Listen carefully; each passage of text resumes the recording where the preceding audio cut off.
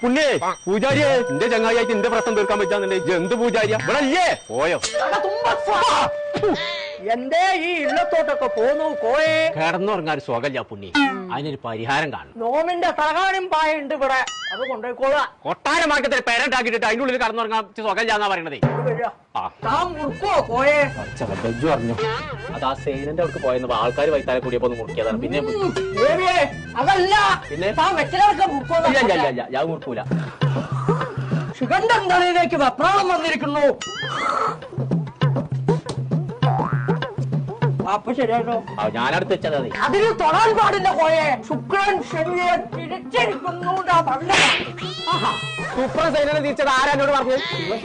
ശുക്രൻ സൈനയെ തിരിച്ചോന്നല്ല നോ പറഞ്ഞ പ്രശ്നം കണ്ടിരിക്കണോ അതാണ് എറിഞ്ഞാ പോരെ ഇപ്പൊ തീർന്നില്ലോക്ക തനിക്ക്